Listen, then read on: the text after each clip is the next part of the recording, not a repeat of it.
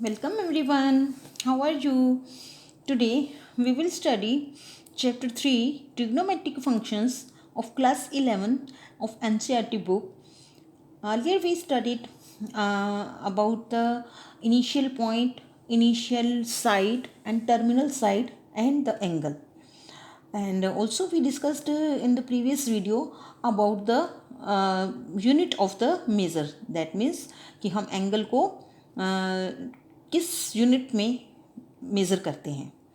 तो एक तो हमने डिस्कस किया था कि rotation is also the unit to measure the angle, but this holds true for the large angles and there are two more units to measure the angles of the smaller size. So what is the two units to measure the two more units to measure the angles? First is degree measure and other is radian measure. So let us discuss firstly the degree measures. When initial side changes its position to terminal side by 1/60th of a revolution, then this is known as 1 degree. इसका क्या मतलब है कि एक ray है और इस रे को हम O is the initial point and O A is the ray. ये रे जब रोटेट करना शुरू करती है तो इसकी जो कंप्लीट रेवोल्यूशन है वो उसके अगर हम पार्ट्स करें तो 360 पार्ट्स हैं. और अगर ये उस रेवोल्यूशन का 1/60th पार्ट उस रेवोल्यूशन का कवर करती है, उस 1/360th पार्ट को हम क्या कहेंगे? 1 डिग्री. दैट मीन्स अगर ये पूरा, अगर हम इसको ये देखें, ये पूरा जो एंगल है ये 360 पार्ट्स में, इसके टोटल 360 पार्ट्स हैं अगर, और ये 360 में से जब ये रोटेट करती है तो ये एक पार्ट को कवर करती है. तो वो जो एक पार्ट है that is known as 1 degree. ये क्या रहेगी? 1 डिग्री. क्यों? क्योंकि ये 360 पार्ट्स में से एक पार्ट आगे मूव हुई है, आगे रोटेट हुई है, और इसका जो रोटेशन मेज़र है वो कितना रहेगा? 1 degree. So what is degree measure? When initial side changes its position to terminal side. मतलब कि जब ये इनिशियल साइड है और ये अपनी पोजीशन चेंज करती है, और जब चेंज करने के बाद फाइनली वो टर्मिनल साइड में चेंज हो जाती है, तो उसका जो रोटेशन एंगल है, जो रोटेशन मेज़र है, वो कितना है? 1 डिग्री. और 1 डिग्री कब होगा? जब ये 360 पार्ट्स में से 1 डिग्री, 360 पार्ट्स में से 1 पार्ट आगे मूव होगी जब ये रोटेट करना शुरू करेगी. तो ये तो हुई डिग्री की बात. अब जो डिग्री में एंगल्स होते हैं उसको उनमें से कुछ एक एंगल्स को हम डिस्कस कर लेते हैं. सो दिस इज़ द रे ओ ए and O is the initial point, and this ray OA when starts rotating, जब ये इस O पॉइंट के अबाउट रोटेट करना शुरू करेगी तो ये यहाँ पर रुकेगी, यहाँ कहीं पर भी रुक सकती है. तो जब ये चलते चलते ये पूरी, जब जैसे क्लॉक एंटी क्लॉकवाइज डायरेक्शन में ये चलते चलते वापस अपनी इसी पोजीशन पर आ जाती है, दैट मीन्स ये इस पॉइंट के अबाउट अगर रोटेट करना शुरू करती है और रोटेट करते करते ये यहाँ पर वापस पहुँच जाती है, तो इसका मतलब क्या हुआ कि ये जो कंप्लीट एंगल बनेगा ये कितने डिग्री का बनेगा? This will be of 360 degree. क्योंकि हम ये मान के चल रहे हैं कि ये जो रिवोल्यूशन है इसको हमने 360 पार्ट्स मिला के बनाया है, और ये 360 पार्ट्स पूरे के पूरे रोटेशन होने के बाद ये 360 पार्ट पूरे कवर कर चुकी है. तो ये कितने डिग्री का एंगल बनाएगी? 360 डिग्री का. क्योंकि जब इसने एक पार्ट कवर किया था 360 में से तो 1 डिग्री का एंगल बनाया था. अब इसने सारे के सारे 360 पार्ट्स को कवर कर लिया, जब ये रोटेट हुई और वापस अपनी पोजीशन पे आ गई, तो ये एंगल कितने का बनेगा? क्योंकि all the parts, all this angle is having 360 parts, और इसका मतलब इसने 360 डिग्री का एंगल बनाया. अब बात आती है 180 डिग्री की. अब ये एक रे है, again O is the initial point and O A is the initial ray. जब ये रे ओ के अबाउट रोटेट करना शुरू करेगी और रोटेट करते करते ये अपनी अपोजिट डायरेक्शन पर आकर रुक जाएगी. ये इधर जा रही है तो ये इधर आकर रुक जाएगी, अपोजिट, बिल्कुल ओ ए के अपोजिट डायरेक्शन में आकर रुक जाएगी, और O B is the terminal ray. तो ये जो एंगल बनेगा यहाँ से लेके यहाँ तक, ये कितना होगा, इस पॉइंट के अबाउट ये रोटेट किया इसने, रोटेट करते करते करते करते ये यहाँ आए।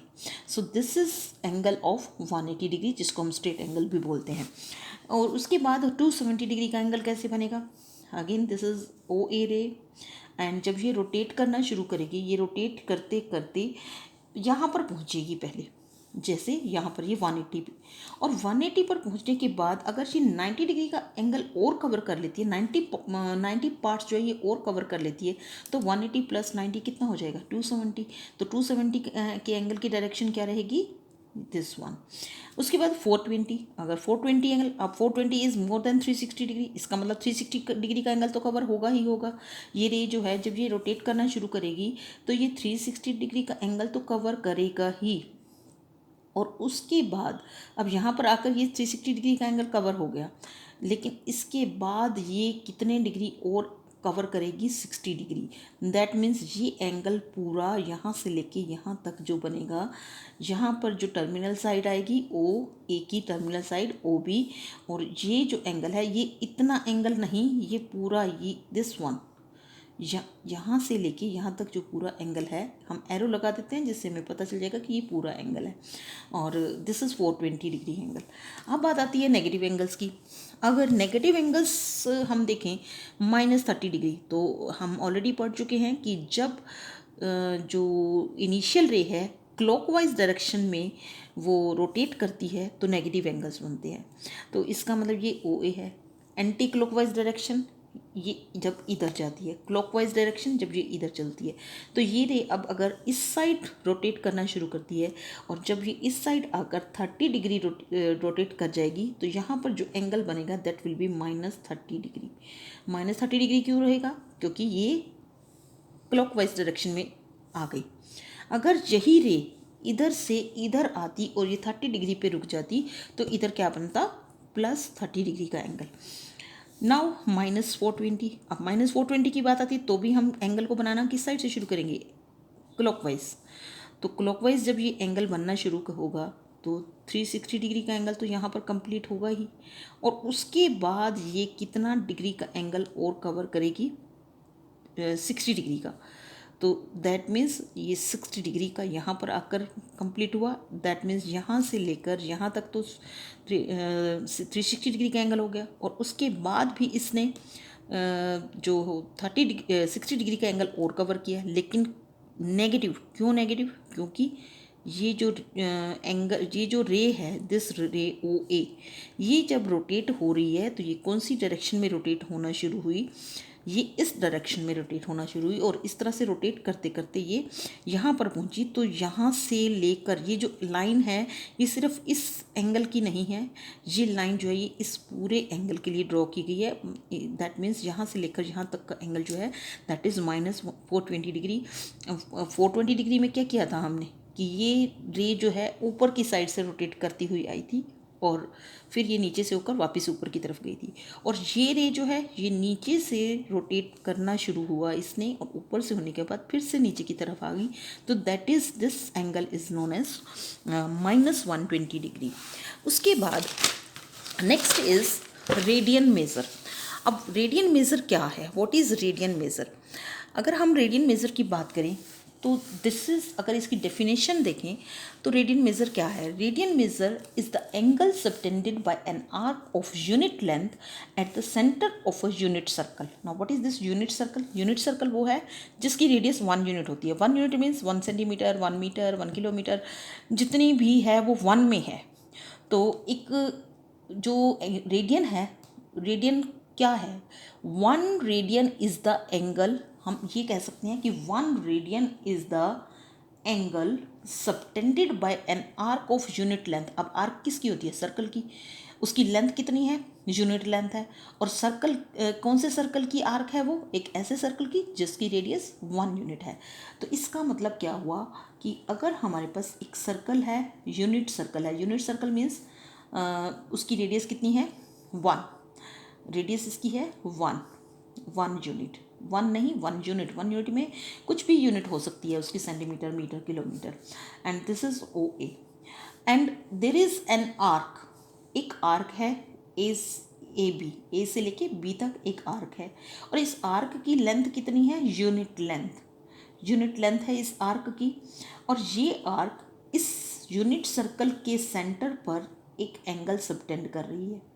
तो जो एंगल यूनिट लेंथ की आर्क यूनिट रेडियस के सर्कल के सेंटर पर सबटेंड करेगी उसको हम क्या बोलेंगे, 1 रेडियन। तो इसका मतलब ये एंगल क्या है, 1 रेडियन।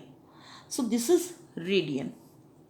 अब रेडियन में भी अगर हम इसको क्लॉकवाइज लेते हैं तो पॉजिटिव एंगल बनेगा, क्लॉकवाइज लेते हैं तो वो नेगेटिव एंगल बनेगा, और एंटी क्लॉकवाइज लेते हैं तो वो पॉजिटिव एंगल बनेगा। अब जैसे यहाँ पर ये रेडियस है, जब ये अपने ये इनिशियल रे मानी जाएगी, जब ये अपने पॉइंट के अबाउट यहाँ से यहाँ रोटेट हुई तो ये कौन सी डायरेक्शन में जा रही है, एंटी क्लॉकवाइज डायरेक्शन में। तो ये 1 रेडियन एंगल जो होगा वो पॉजिटिव एंगल होगा। इसी तरह से अगर हम नेगेटिव एंगल देखना चाहते हैं क्या है, तो जब ये रेडियस है ओ ए और इस रेडियस को हम इनिशियल साइड मान के चल रहे हैं एंगल की, और ये रेडियस जो है अपनी साइड से इस साइड जा रही है, दैट मीन्स वो इस तरह से रोटेट हो रही है इस आर्क के अबाउट। ये ए है और ये बी है। तो ओ बी जब ये रे अपनी साइड को छोड़कर रोटेट होना शुरू होती है और ओ बी साइड ले लेती है, तो ये कौन सी डायरेक्शन में आ रही है, ये क्लॉकवाइज डायरेक्शन में आ रही है। इसलिए जो यहाँ पर एंगल बनेगा वो क्या बनेगा, नेगेटिव एंगल। अगर मान लो यहाँ पर जो भी 1 रेडियन का एंगल बना है, यहाँ तो 1 रेडियन का बनेगा, यहाँ -1 का बनेगा, क्योंकि यहाँ पर जो इनिशियल साइड है वो अपनी टर्मिनल साइड पे क्लॉकवाइज डायरेक्शन में पहुँची है। So this is all about 1 radian of an angle, that is the unit of angle in radian. उसके बाद अब अगर हम यहाँ पर 1 यूनिट रेडियस और 1 यूनिट लेंथ की बात ना करके हम एक ऐसा सर्कल लेते हैं जिसकी रेडियस r है। मान लो ये सर्कल है और इसकी रेडियस है r, और इसमें एक आर्क है जिसकी लेंथ है l. Suppose this is a circle having an arc of length L और इसका सेंटर O है। अब ये जो आर्क L लेंथ की है ये सर्कल के सेंटर पर थीटा एंगल सबटेंड कर रही है। अब हमें नहीं पता कि ये थीटा कितने रेडियन है, हमें नहीं पता लेंथ ऑफ आर्क कितनी है, हमें नहीं पता सर्कल की रेडियस कितनी है, तो हमने लेंथ ऑफ आर्क को L से डिनोट किया, रेडियस ऑफ सर्कल को R से डिनोट किया और थीटा को हमने एंगल से डिनोट किया। तो if you want to find out theta, अगर हमें एंगल निकालना है तो हम इस फॉर्मूले से निकाल सकते हैं, theta is equal to L/R। Theta जो है वो किसके इक्वल होगा, length of arc upon radius of the circle. अगर हम यहाँ देखें 1 रेडियन हमने बात की है, 1 radian is the angle subtended bye, तो यहाँ पर भी यही किया गया है कि जो थीटा क्या था, 1 रेडियन था। 1 रेडियन किसके इक्वल है, लेंथ ऑफ आर्क कितनी थी, 1 यूनिट, और जो एंगल था ये लेंथ ऑफ आर्क 1 यूनिट, और जो रेडियस थी सर्कल की वो भी 1 यूनिट थी। तो अगर हम 1 यूनिट को 1 यूनिट से कैंसिल करें तो हमारे पास 1 रेडियन एंगल आ गया। तो ये भी अल्टीमेटली इसी फॉर्मूले से निकल रहा है। तो इसका मतलब ये है कि अगर किसी सर्कल में हमें किसी आर्क की लेंथ दी हुई है और वो आर्क सेंटर पर थीटा एंगल सबटेंड कर रही है और उस सर्कल की रेडियस r है, तो हम इस रिलेशनशिप से इन तीनों चीज़ों में से अगर हमें 2 पता है तो तीसरी हम बहुत आसानी से निकाल सकते हैं। कौन सी रिलेशनशिप से, theta is equal to L/R। उसके बाद है हमारा relationship between radian and degree measure. जो एंगल है उसकी डिग्री मेज़र और रेडियन मेज़र में क्या रिलेशनशिप है। अब यहाँ पर हम एक और बात करते हैं। अभी हमने ये पढ़ा था कि जो एंगल है वो कैसे निकलता है, length of arc upon radius of the circle. अब हम मान के चलते हैं कि जो आर्क है वो एक छोटा सा पार्ट नहीं लेते। मान लो कि हम ये आर्क पूरी लेते हैं, सर्कल का सरकमफेरेंस है, ये भी एक आर्क है, तो ये पूरी आर्क लेते हैं। तो हमें ये देखना है कि ये पूरी आर्क जो है ये सेंटर पर कितना एंगल सबटेंड करती है। तो इसके लिए हम ये मान के चलते हैं कि जो सर्कल है उसकी रेडियस कितनी है, 1 यूनिट। रेडियस तो 1 यूनिट है और जो सरकमफेरेंस है वो ये पूरा है। अब सरकमफेरेंस ऑफ सर्कल किसके इक्वल होता है? c is equal to 2πr। लेकिन यहाँ पर रेडियस हमने कितनी ली है? 1 यूनिट। लेंथ ऑफ आर्क तो हमारी कितनी है? 2πr और रेडियस कितनी है? 1 यूनिट। तो थीटा क्या होगा यहाँ पर? Theta is equal to L/r होता है। ये क्या है? हमारी लेंथ ऑफ आर्क। अब लेंथ ऑफ आर्क 2πr क्यों है? बिकॉज हमने यहाँ पूरा सरकमफेरेंस जो है उसको हमने एक आर्क की फॉर्म में लिया है और इस ये जो सरकमफेरेंस है ये कितना एंगल सबटेंड कर रहा है उसको हमने इस रिलेशनशिप से लिख लिया, theta is equal to L/r। अब theta is equal to L, length of arc कितनी है? 2πr और रेडियस कितनी है? r, और रेडियस r जो है वो हमने कितनी ली है? 1 यूनिट। तो 2π इंटू 1/1 दैट मीन्स 2π। तो यहाँ पर जो angle subtended at the centre है, जो सरकमफेरेंस सेंटर के ऊपर एंगल सबटेंड कर रहा है वो थीटा लिया था, वो किसके इक्वल है? दैट मीन्स 2π रेडियन के। क्योंकि जब भी हम लेंथ ऑफ आर्क जो जितना एंगल सबटेंड करती है उसको रेडियन में ले रहे हैं तो theta is equal to 2π radian. ये हमें यहाँ से पता चल गया। लेकिन अब हमें ये भी पता है कि जो थीटा होता है अगर हम उसको डिग्री में देखें तो जो सरकमफेरेंस होता है वो डिग्री में कितना एंगल सबटेंड करता है सेंटर पर? 360 डिग्री का। क्योंकि ये पूरा ये जो रे है यहाँ से पूरा घूम के आ जाएगी यहाँ तक, तो दैट मीन्स ये 360 डिग्री का एंगल बनाएगी। अगर हम डिग्री में देखें तो थीटा हमारे पास कितना है? 360 डिग्री। यहाँ हम लिख सकते हैं कि the angle subtended by the circumference of circle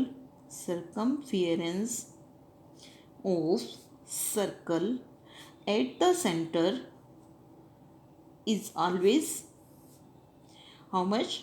360 degree. तो इसका मतलब हम इस थीटा की जगह 360 भी लिख सकते हैं क्योंकि रेडियन भी एंगल मेज़र है और थीटा भी एंगल मेज़र है। अगर हम डिग्री में लिखें तो ये 360 डिग्री है और वही सेम एंगल है। यही एंगल जो है उसको हम 2π रेडियन भी बोल रहे हैं क्योंकि ये एंगल इस पूरे सरकमफेरेंस ने यहाँ पर सबटेंड किया है और वो हमें कितना मिला है? 2π रेडियन। और यही सेम एंगल इस सर्कल ने जो सबटेंड किया है, इस आर्क ने सबटेंड किया सरकमफेरेंस ने, वो हमें पता है कि वो 360 डिग्री है और वो भी सेम ही एंगल है। दैट मीन्स ये 2π रेडियन और थीटा जो है वो 360 डिग्री, ये दोनों क्या होंगे? इक्वल होंगे। तो यहाँ से हमें एक रिलेशनशिप मिल गई कि जो 2π रेडियन है वो किसके इक्वल है? 360 डिग्री के। अगर 2π रेडियन 360 डिग्री के इक्वल है तो पाई रेडियन किसके इक्वल होगा? Pi radian will be equal to how much? That will be 360 degree upon 2 that is 180 degree. Pi radian किसके इक्वल हुआ? 180 डिग्री के। अब ये तो हो गया पाई रेडियन जो है 180 के डिग्री के इक्वल है। अब यहाँ से हम रेडियन और डिग्री में रिलेशनशिप अगर फाइंड आउट करना चाहें तो हम ये लिख सकते हैं कि अगर पाई रेडियन जो है वो that is equal to 180 degree, तो 1 रेडियन किसके इक्वल होगा? 180 degree upon pi. 1 radian is equal to pi radian is equal to 180 degree. So 1 radian is equal to 180 degree upon pi degree. मतलब कि अगर radian को कन्वर्ट करना है पाई में उसमें डिग्री में तो वो किसके इक्वल है? इसके। अब अगर हम इसका अपोजिट लें कि 1 रेडियन तो 180 डिग्री अपॉन पाई के इक्वल है और 1 डिग्री किसके इक्वल होगा? पाई अपॉन इसका रेसिप्रोकल हो जाएगा, पाई अपॉन 180 रेडियन। ये रिलेशनशिप्स हमने याद रखनी है जो ये हैं। Pi R means radian, pi radian 180 के है तो हमने सिर्फ ये रिलेशनशिप याद रखनी है। एक तो ये वाली कि 1 radian is equal to 180 degree upon pi and 1 degree is equal to pi upon 1 radian. मतलब कि जब रेडियन से डिग्री बनानी है तो 180 ऊपर आ जाएगा, जब डिग्री से रेडियन बनाना है तो पाई ऊपर आ जाएगा, नीचे 180 आ जाएगा। These two relationships are very very important when we have to convert degree into radian और रेडियन इनटू डिग्री। जब हमें डिग्री को रेडियन में कन्वर्ट करना है तो हम उसको पाई बाय 180 से मल्टीप्लाई करेंगे। जब हमने रेडियन को डिग्री में कन्वर्ट करना है तो हम उसको 180 डिग्री अपॉन पाई से मल्टीप्लाई करेंगे। Next is radian measure of some common angles. अब हमारे पास अगर कुछ कॉमन एंगल्स हैं जैसे 30 degree, 45 degree, 60 degree, 90 degree, 180 degree, 270 degree and 360 degree. इनके अगर हमने रेडियन मेज़र निकालने हैं तो हम बड़ी आसानी से निकाल सकते हैं। अब डिग्री को हम किस में कन्वर्ट कर रहे हैं? रेडियन में। तो दैट मीन्स अगर जब हमने डिग्री को रेडियन में कन्वर्ट करना होता है तो हम क्या करते हैं, उसको पाई अपॉन 180 डिग्री से पाई अपॉन 180 से मल्टीप्लाई करते हैं। अब 30 को अगर हम पाई अपॉन 180 से मल्टीप्लाई करें तो ये हमारे पास कितना आएगा? 30 को अगर हम करते हैं पाई अपॉन 180 से तो ये हमारे पास आएगा पाई बाय 6। इसी तरह से 45 को कन्वर्ट करना है तो वो पाई बाय 4 होगा। 60 डिग्री को कन्वर्ट करना है pi by 3, 90 is equal to pi by 2। ये डिग्री मेज़र है, ये रेडियन मेज़र है। 180 degree pi, 270 degree 3 pi by 2 and 360 degree is equal to 2 pi radian. इसमें से एक हम इसको चेंज करके भी देख लेते हैं कि क्या एक्चुअली ये ऐसा है। मान लो हमारे पास है 270 डिग्री, 270 डिग्री है, इसको हमने किस में कन्वर्ट करना है? रेडियन में। तो रेडियन में कन्वर्ट करने के लिए हम क्या करेंगे, इसको पाई अपॉन 180 से क्या करेंगे? मल्टीप्लाई। तो 180 से कर रहे हैं, ये कैंसिल हो जाएगा 0 और 9 3 ज़ा 27 एंड 9 2 ज़ा 18। तो हमारे पास कितना आ गया? 3 पाई अपॉन 2। यही है हमारे को वैल्यू दी हुई है 3 पाई बाय 2। तो ये सारी जो डिग्री मेजर्स हैं इनको रेडियन मेजर में हमें याद रखना है, क्योंकि पूरी ट्रिग्नोमेट्रिक में हम जब रेडियन की बात करेंगे, डिग्री मेजर या रेडियन की बात करेंगे तो ये सारी वैल्यूज़ हमें रिमेंबर होनी चाहिए, हमें याद होनी चाहिए। So this is all. Thank you.